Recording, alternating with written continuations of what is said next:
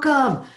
We are super happy that you're here with the Suicide Prevention Show and that you're here for this particular segment. In this session, we are going to have a deep dive conversation with Martina Nelson.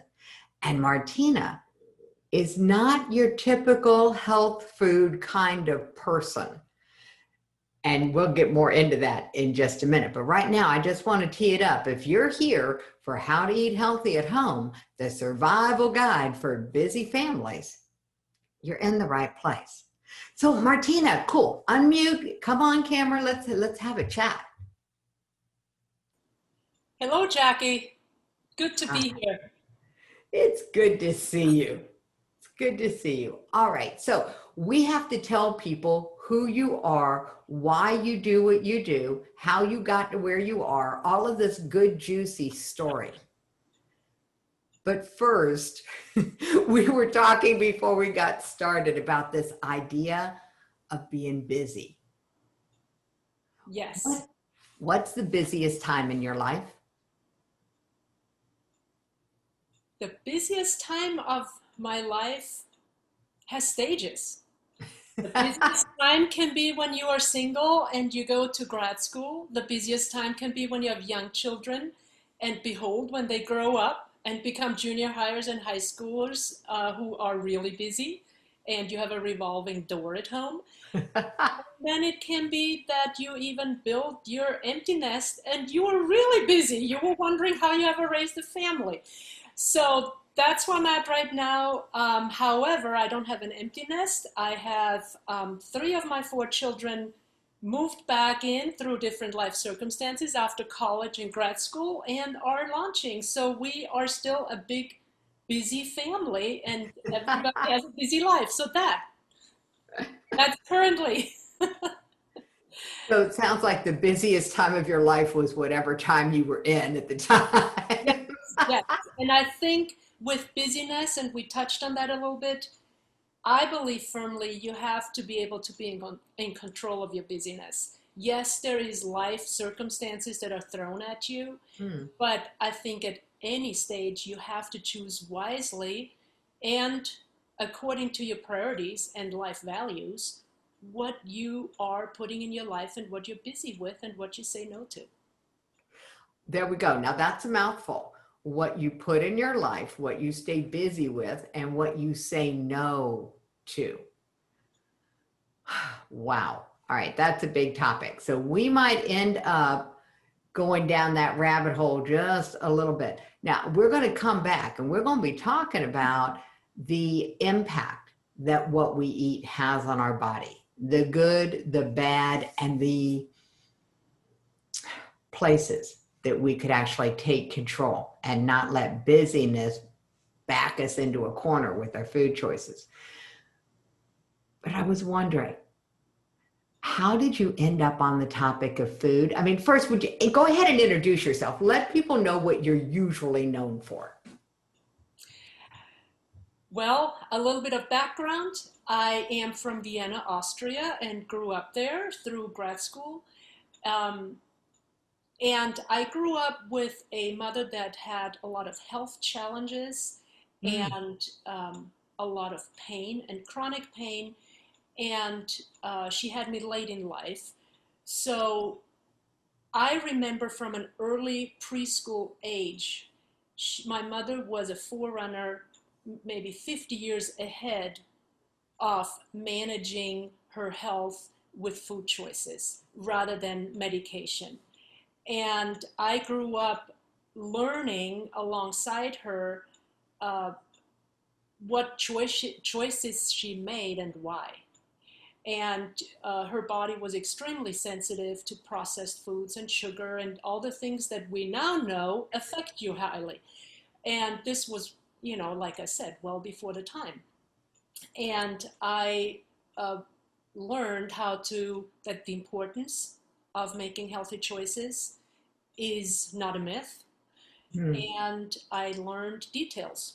So I had a scientific mind from early age and ended up actually studying and pursuing food technology and biochemistry with a passion because I wanted to learn more about how our bodies and metabolisms are affected. And there you go. So Yeah, I had no clue. I mean, I know you as a numbers gal. well, I am a numbers gal and have been within that concept, but I had decades of passion in the research world. And Oh, I, how funny. yeah, I had no clue. I thought you were going to tell us all about going into school and getting your numbers and your, the bookkeeping and the accounting and all of those exposures and the business behind the scenes. I didn't know this about you. This is really cool. Okay. I remember sitting in grad school in food chemistry and just being so excited to learn some of the pathways. In any rate, to fast forward, so I have always lived with a passion of being educated what you eat Mm. before there was all the talk how it affects you, and and making good choices and um, planning around that and planning it into a busy life. I lived on my own for many, many years, and I understood that it was important to even cook then. And Mm. when I had children, I knew that I wanted to instill in them good habits and the knowledge why. And that started my journey. Cool. All right. So raising kids with healthy food habits, you're the envy of many mothers because you had a background to be able to do that. And dads too. I'm not going to be into this whole gender bias thing, Right. but many parents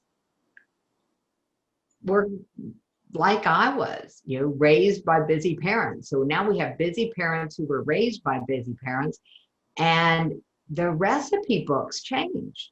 My mama's cookbook, the red and white checkered cookbook, my mama's cookbook and the one that I got as a wedding gift were dramatically different. My mother's cookbook had all of the ingredients. Mine had all of these processed food shortcuts, the things in a can, the mixes in a box, rather than this much flour, this much baking soda or baking powder. It was you grab a box of Jiffy Mix, or some other thing. I mean, and the difference between the recipes was dramatic. So we as a culture took a shift away from what we would now call clean eating or healthy eating. And we're trying to pivot it back. But this is not an easy pivot for a lot of people, especially now, because nobody taught us how to cook. You know? So let's talk a little bit about what's so good about healthy eating. What's the first thing somebody would notice if they started to clean up their diet?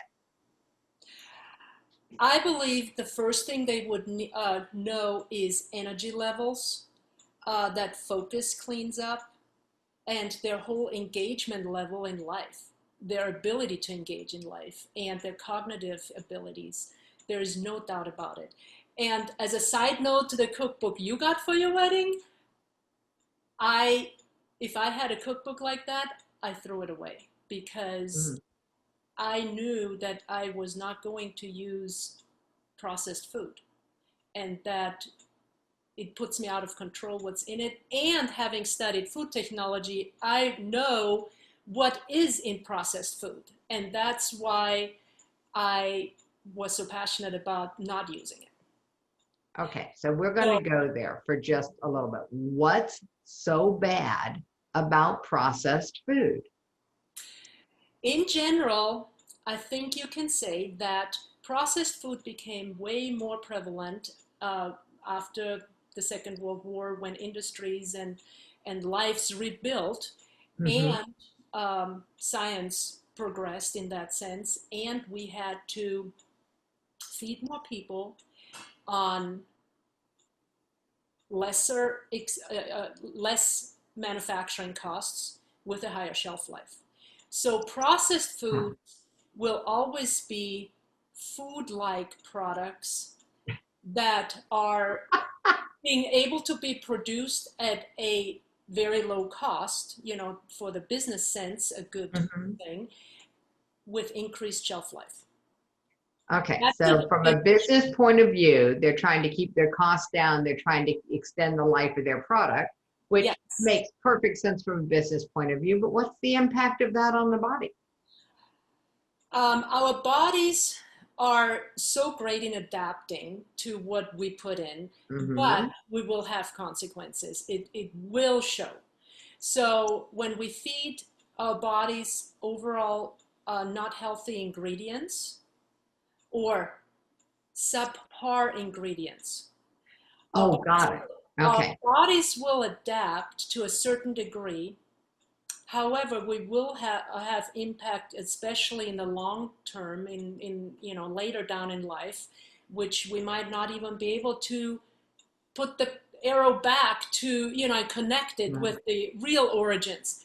However, uh, our bodies are affected because there is a certain level of biochemistry, how we're made, that chain reactions have to happen. All If right. So you break them take down, take me there. Take me there into that well, because a you good connected the example, dots on brain fog. So the, connect the dots a little more. a good example is sugar. And it is very well studied and documented how processed sugar in particular affects our brain function and all the chain reactions that we have in our metabolism. It depletes us of vitamin B12 immediately in order to even process the sugar. And therefore, vitamin B12, for instance, is crucial component for the neurological processes, our brain and our focus and our ability Hmm. to make cognitive decisions. So that's a very easy and quick example. And if we Okay. talk about processed starch and processed anything, any other ingredients, it just becomes more complex. All right. So we're going to put a lot of it under the category of it's complicated. It is. But a simple sugar is a simple sugar, and a processed sugar is about as simple as it can get. That white granular stuff that I grew up with and had in most households. So it depletes the body of vitamin B12. Absolutely. That's really, really interesting. Okay, what's a natural source of vitamin B12? Um, Leafy vegetables. Oh, okay. There we go. So if you're going to have a piece of pie, wrap it in a lettuce leaf. You'll be good, right? Not quite. The proportions might not be quite as helpful to negate. Then we need to know where the lettuce came from and how it was grown. Um, All right. So, Funny. so yeah, and there is this whole chain of what do you pay attention to first? Because the broad sweep of all the processed food out of the house, all of the sugar out of the house, all of these things that made up the normal diet, what people are used to, especially now when there's a lot more food being delivered, shelf life is becoming more and more critical. I mean, there were weeks, back a couple of months ago when there was nothing in the grocery stores. And so if you didn't have something with the shelf life, you were not going to have an easy time eating. So there's a balancing act that I'd love to just walk people through a little bit because this is a big source of stress in a lot of families. And we need the edge. We need all the edges we can find as far as building up our immune system and calming down our stressors. Yes. So let's make some lemonade out of these lemons.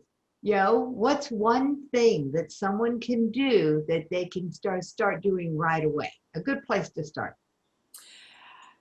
I would think that would have been more of a last thought to send you off with, but if we're here at this point, I can throw it out. One really tangible Mm-hmm. idea that I would like to challenge people with is to take a look at your pantry and your freezer if you have one, but your pantry. even if it's just one cupboard, what do you have in your pantry where you, without going shopping, could you make 3 healthy, well-balanced meals for your family right out of your pantry? Oh, cool. Let's go shopping in your own cupboard. And I am talking about having a well-balanced meal that includes a healthy protein, vegetables, and carbs. Okay. So you're going to take me virtually shopping in your cupboard. If you were doing that assignment in your cupboard, what would you make for your first meal? What would you find in your I cupboard? have options. Yeah, well, I get that, but what would you find in your cupboard that's a healthy protein? My brain is like completely blank. Tuna, Okay. All right. Cool. All right, that would be one meal. What's the second healthy protein that you would find in your cupboard? nuts, various nuts.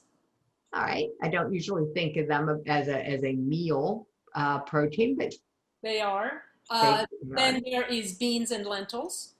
Okay. All right. They could be in a cupboard. All right. Yep. And there's Cool. quinoa, which is a grain. However, it's one of the highest in protein, so you can use that. Oh, I didn't know that about quinoa. Quinoa is that grain that's spelled with a Q and pronounced like a K. Yes. Yeah, one of those strange One of ones. the highest protein contents of all the grains. Huh, who knew? Okay, Uh, so those are healthy proteins. What, I mean, what vegetables would you find in your cupboard or that would balance out this meal? I have, it's a fresh item, but I keep it in my pantry, is onions and garlic. Okay, oh yeah. I have a healthy choice of a spaghetti sauce, which is just a base. It's not loaded with fat. So, you know, I've read the label and I keep that as a backup. Oh my goodness. Okay, now you're talking something. We have this frustration in our household finding a base sauce that doesn't have high fructose corn syrup in it or sugar in it. I'm like, why are they putting sugar in my tomato sauce? Yep. So So, on my shelf is also just regular cut steamed tomatoes. mhm. Um, if push comes to shove, I would have a can of corn, but that's just as a last resort. Got it. So that is not, I would actually try to step back a bit and say, let's complement with what's in your fridge. Because if I have zucchini and eggplant in my fridge, I could make a very healthy spaghetti sauce. Got it. It's about looking for some staples that you want to have some staples so you have a place to start. Yes. And another one of my one-liners is I hate grocery shopping. And when I lived on my own in college, I went grocery shopping once a week, and I kept that with a family of 7. And I Mm-hmm. still go grocery shopping once a week. Um, and then, and I do not ever have emergency shopping runs, ever. I don't remember a time in the last 50 years I've done that because I refuse. So if I am missing one ingredient to something I want to make, I will find a workaround. There we go. Problem solving skills. By the way, this is a great place to go because we've got a lot of people that are coming on the show. And one of the things that attracted them to this particular summit was that they've got kids at home and the power that's possible when you get your kids involved in problem solving and Yes, you give them this kind of a thing. You know, here's the kitchen. What kind of a meal can you put together? And let them figure it out for themselves. Because as far as I'm concerned, healthy eating includes healthy brain function. And so, absolutely. And I am so passionate about people taking back power and control of choices to have healthy food and have healthy energy, have healthy relationships, especially in our busy, stressed world. Mm. And I believe very firmly that it is up to the parents to make those choices. There are choices, but you have to make healthy choices. And it will always have consequences of the choices that you make. And as a family, especially if you're not a brand new young family that is establishing habits, you have habits established. And it might be hard to change them, but it might be very worth to change them.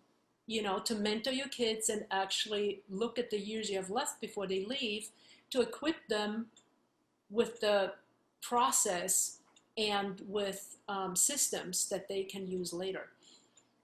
So process, systems, Yes, problem solving. yes. And Because it's I am one. really strong on, in a busy life, a home cooked healthy meal will only work if you have systems in place. If you have shopping systems, planning systems, storing systems, and prepping systems in place. Hold it. Planning, shopping, storing, prepping. All right, now we've got 4 systems. I like things in 4s. So this is really cool. All right. So a planning system, like a food planning system.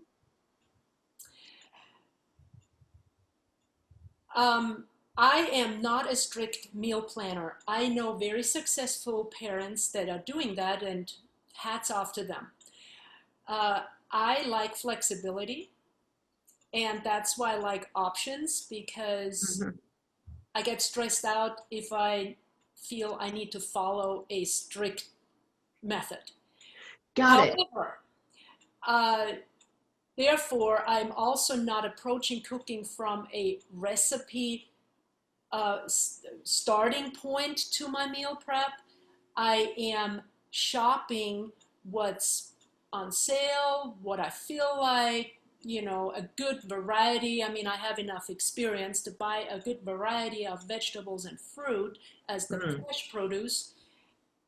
And then maybe looking for some special recipes, and otherwise knowing with each of these items of fruits and vegetables, I have at least 3 or 4 options I could go with to prepare a meal. It could be Mexican style, Mediterranean style, and you know, depending on what spices and what extras I use and what I. Okay, so a good planning system is not so much about following a recipe, but a good planning system is planning ahead so that you have themes that you can Yes, follow. yes, and to have Cool. things on hand to be prepared, because if you approach mealtime, and 100% of the time it's coming every day, right? We know that. When you approach mealtime and you drive and you hit the dead end, you don't have options. You're hungry, you're stressed, Uh-huh. you have followers that are stressed and hungry, and then you have no options then to order out, to go buy pizza, go to drive-through, or go out to eat. So I know that it is very possible to go out to eat as a family and go to restaurants where you have true healthy choices, even though it limits your control of the ingredients. But Mm. there's enough restaurants nowadays out there that, you know, have farm to table kind of food, Mm-hmm. but you will pay for it. Yeah. You will pay a price tag, and I don't think that's really a sustainable way of feeding your family. So So prior planning could prevent that kind of panic. And absolutely, and here's the deal. People talk about how expensive the ingredients are, and cooking at home is always going to be less expensive than eating out. always. Always. And so it is more the time commitment, I think, is where many, especially we're talking busy families here. That's how we started this. The time commitment is often where the expense is, because let's face it, we can only invest 4 things. We can invest our time, our talent, our treasure, and our trust. And I'm going to invite people to trust that they can do this, that they can start this shift into planning just enough ahead so that you have themes. Now, if it's easier for you, get the recipe, create your shopping list from half a dozen recipes, and you're set for the week. Now, Absolutely. whichever way works. This comes under my favorite saying, you can't do it wrong. No, So you can't do it. just start with a little bit of planning ahead. All right, so that's the system. There's a whole spectrum there for planning systems, everything from follow the recipe and shop from the recipe to create some themes that your family likes and Yes. do your shopping according to the themes. Sometimes I challenge families to even come up with 10 meals they like Yeah. and rotate those till they have enough energy to explore a new one, right? And it also depends what a family's coming from. If they have had habits in place where they feed on processed food ingredients and on processed food or frozen food, then they have acquired certain tastes. And the body will know that. The body will have had adapted. So if they start putting good source food ingredients together, there will be a adaptation time, but the So body substituting one ingredient at a time for something that's a little fresher. absolutely. Okay. Um, and I believe that especially with children, whether they are young, like a year old, or teenagers, if they don't like something, it's an acquired taste.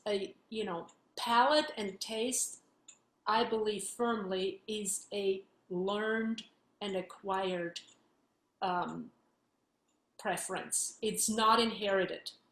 So I believe you need to start early to expose your young children to different tastes, and they will not like, some of the things that they will like later. But if you expose them to a variety, they will learn to acquire new tastes and be willing to try new things.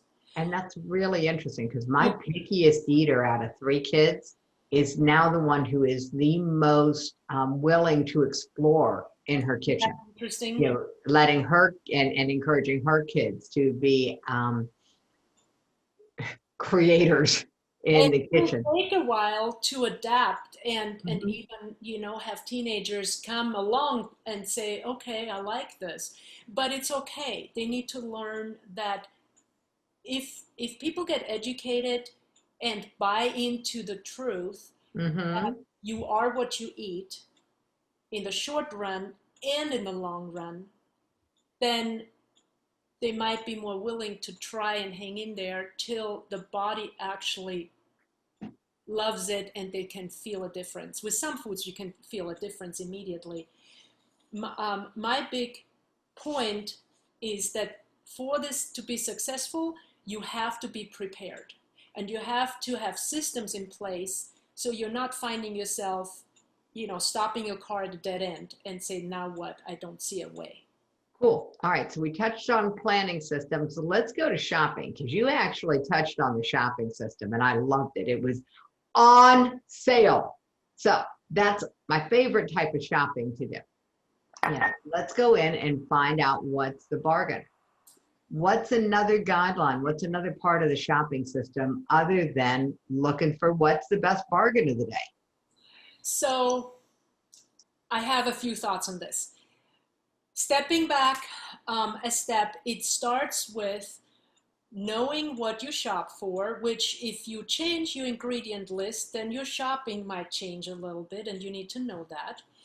But knowing which stores you shop what at, knowing how to shop as in comparing unit prices and not just buying because the store tells you it's on sale. That's my favorite game is when my kids were learning math and they didn't have the price per ounce on the sticker back then. So we had to take our calculators and figure it out. But we found time after time that the big jar, the big can that was on sale actually cost more per ounce than the little one. Sometimes that's true. And it is true. It baffles me when I keep seeing that. At least now they've got that on the stickers. Yes. And the challenge though is some things are priced per item and some things are priced per ounce. So it does take a little bit of looking to make sure that you're comparing ounces to ounces. Overall, I think with time, you will acquire enough knowledge to know what's on your list, what you usually buy, and where it is, and But my a big point I want to make is to know where you shop for what, so you can have a simple system, which I do, and start stickies per store, what you think you need. And I have it in the Ah, inside of the cupboard, so it's not messy. But I have different, my main stores, and it goes from the groceries to the household items that I buy at Costco once in a while. But the list creates itself. And since I said I will never have an emergency shopping trip, when the list is long enough, I go shopping. And so the list creates itself. I've heard of a very sophisticated system, which I love, that mom created actual Word documents or Excel sheets that she printed out for each store, what they buy where, and had the kids help check off if they take the last thing off the item to check that they need to get that. And then they just took the paper and went shopping. So either one has the same result, but that's really important. So you're not going to the grocery store or anywhere without a list, number one, and you go organizedly, and you have your inventory in the back of your mind. Like I said, your freezer, your fridge, and your pantry.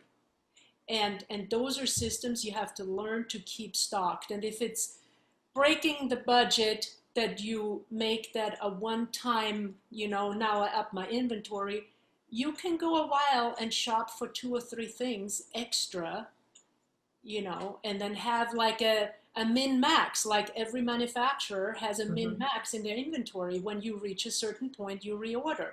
For me, like chicken broth or tomato paste, or some of those items, if I have 2, I'm buying another case. If I have, I want to have 6 to 8 in stock, because so figuring out your tolerance, where your stocks are. This is part of the shopping system, is the inventory system, which yes, is, so these things really do flow nicely together. If you start with a little bit of planning and your inventory, from there you can just start building inventory gradually. yes, And then you are guaranteed not to be doing any panic purchasing, which is a great way to reduce stress in a household, yes, is to be able to be prepared so that you're not purchasing in a panic. yes. And I have had situations where, a bunch of people show up, Mm. and I All of a have, sudden you have company. yep, but, especially when kids bring friends and now everybody is hungry, well, what do you do? And you need to be able to produce something out of your pantry in a jiffy, and Yeah. yeah, with It- food, sure, we have food. No, we don't have to order pizza. yeah. There we go. All right. So storing systems was the third one. And I want to make sure that we get through all 4 systems. So we started with the planning system, the shopping system, storing. What's a storing system? You need to know what foods you have. Obviously, canned food you store as is, um, but open. So, on the advanced level, I would challenge people to buy bulk, whether it is bulk in Ah, small portions or bulk as 50 pounds. And then storing becomes a different question. then it's a different conversation. Right, right. Um, Okay.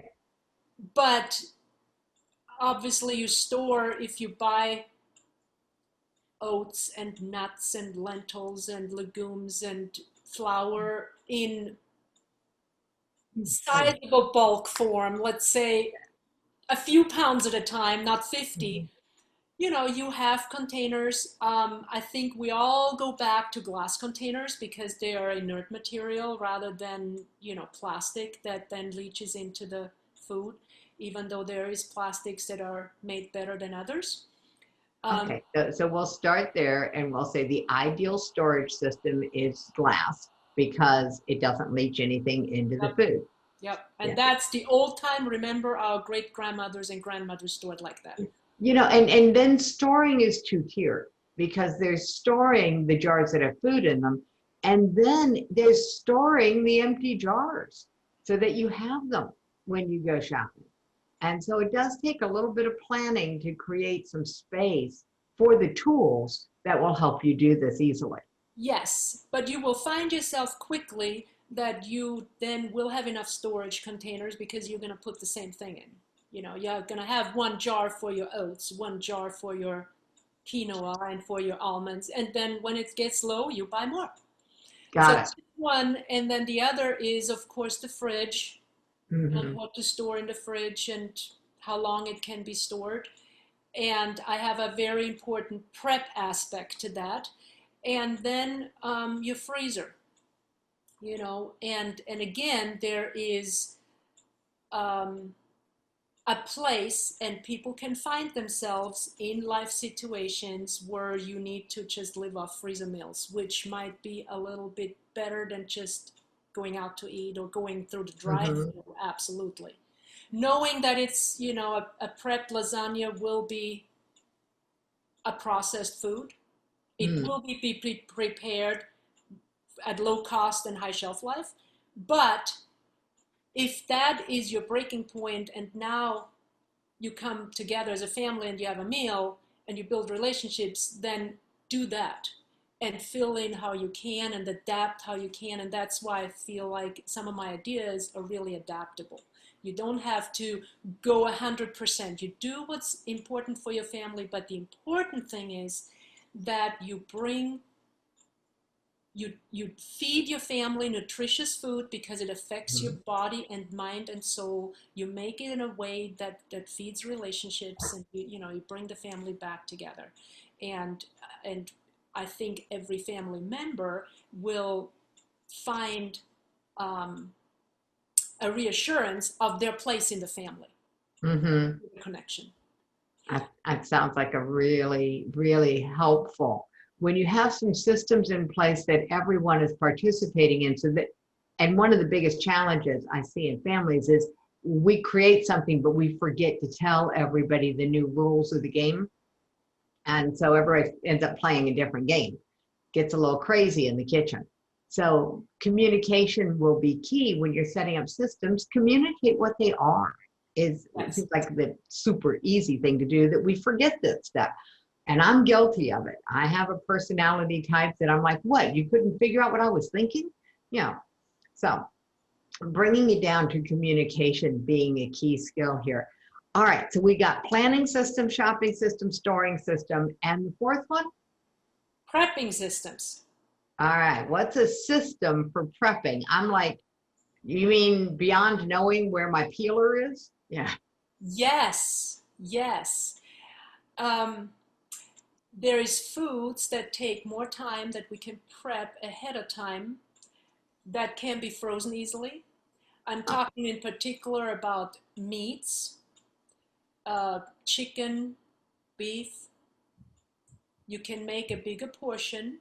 You can buy on sale or in bigger bulk, Mm. and you can prep the meat portion, whether it's in a big pan or an Instapot, or whatever means we're choosing and you have available. But you can prep a bunch, and you can even make it taste different. You can portion it out and already put a different sauce and make your own barbecue sauce. Barbecue sauce is loaded with not good things, including sugar and high fructose corn syrup. If But you you can, buy commercially made barbecue you sauce, can make it. reading the label is really Reading critical. the label is There are some that are really good and the ingredients are good. so you can change it up, and then you can portion it and freeze it. And the other thing you can easily prepare and freeze is beans. Rice freezes very easily. Oh, really? I didn't know. Absolutely. Noodles do not so good. Yeah. Don't want to freeze fish that you have already prepared. That's a no-go. but there's a lot of little ingredients, you know, ground beef you can portion out, like that's my go-to. Oh, I have nothing else. I have a bag of ground beef already cooked, already seasoned. It can make tacos, it can make spaghetti sauce, it can make, you know, it can be crumbled over a salad. I mean, like 5 things you can do with it. So that's your protein portion can be easily prepared. And then I also like to do, for instance, rice. I like to cook it in an Instapot. I love to put already little lentils or beans with it, cook it. I have a enhanced, you know, rice, bean or legume combination is already a whole meal, and cultures survive on that. That can be stored in the fridge, if not frozen, but stored in the fridge for a few days, and you can make different meals from it. And the other big prep that takes a lot of time and is a lot of times the stumbling block is the vegetables. And there is a whole group of vegetables that you can easily wash and cut and put in a bag, and it lasts a few days in the fridge. So when it comes to mealtime, you have your meat and protein, you know, your protein source available, you have your carb ready, or you quickly cook noodles or, you know, your potatoes. But your vegetables you pull out and you have ingredients to a stir fry, to sauteing, to roasting, to, you know, you have options. And now you're just doing the final touches and what doesn't take as long, rather than starting with creating the meal, creating the recipe, creating, you know, now you start. Well, you know, that whole overwhelm thing of, Yes. what was the commercial? Planning dinner night after night after night, and the family's all in the living room in front of the TV, and the mom is by herself in the kitchen holding a frying pan, and of course it was for a meal in a box. Yeah, that's how we got hooked on processed food as a culture, is we got sold the idea that meal planning was hard. We got sold the idea that it was a boring, isolated, kept you away from spending time with your family. I mean, that commercial did such a disservice to our culture. And so changing that around, rewriting that script so that everybody's in the kitchen together. People are sharing about their day. They're talking about what's the best thing that's happened to you so far today. Yes. What's your best idea for seasoning this? You know, these kinds of conversations, the opposite of what we were fed through our eyes and our ears from a television. If we put a little bit of thought and creativity into it, mealtime, meal planning time, and I've heard people get really creative with this.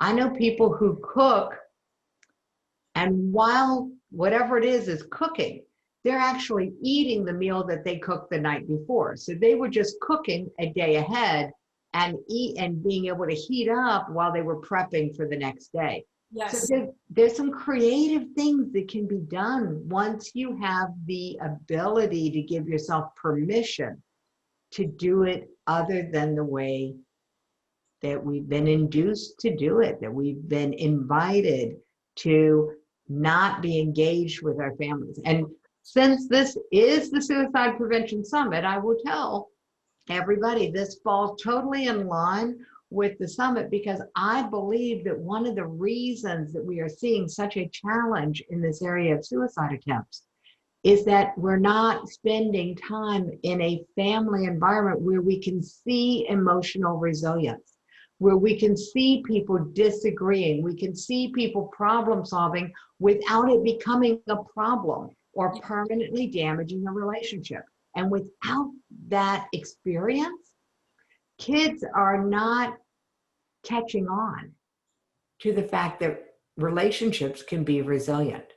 And without that knowledge, every disagreement becomes scary. Every time someone says, I don't like you, can feel like a wound.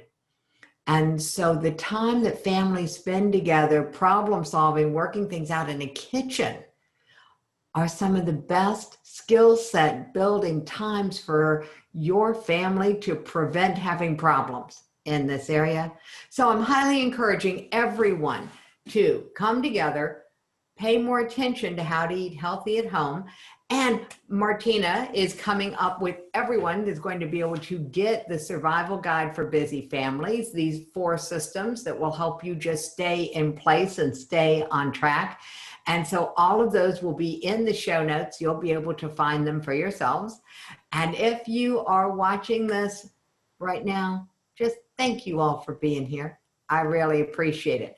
All right, Martina, we have gone from A to Z, from planning to shopping to storing to prep. What's the last thing they're going to want to do? Enjoy each other while you're doing it. Yay, I love it.